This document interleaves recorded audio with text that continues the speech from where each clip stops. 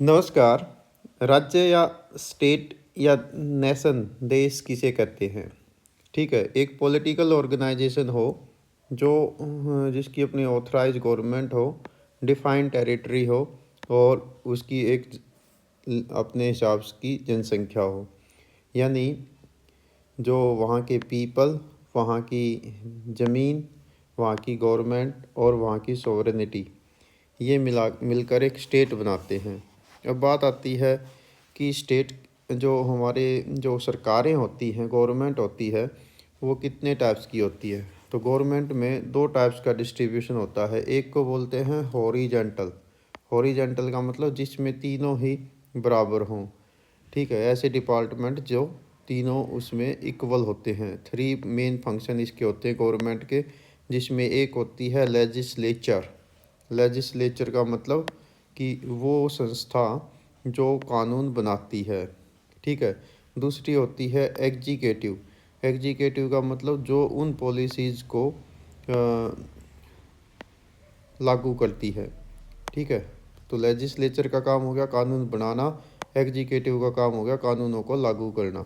और तीसरी होती है जुडिशरी। जुडिशरी का मतलब जो लोग उन कानूनों को नहीं मानेंगे, उनकी अवहेलना करेंगे, तो उनको पनिशमेंट देना। ठीक है। इसी प्रकार से दूसरा होता है vertical. Vertical distribution of the government. इसमें क्या होता है, सबसे ऊपर होती है सेंट्रल गवर्नमेंट, फिर होती है स्टेट गवर्नमेंट और फिर होती है लोकल गवर्नमेंट।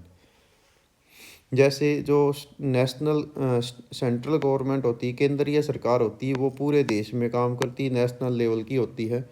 जो स्टेट गवर्नमेंट होती है वो किसी पर्टिकुलर स्टेट में काम करती है, जैसे मान लो हरियाणा सरकार, पंजाब सरकार। इसी प्रकार से लोकल बॉडीज़ के अंदर होती है पंचायत।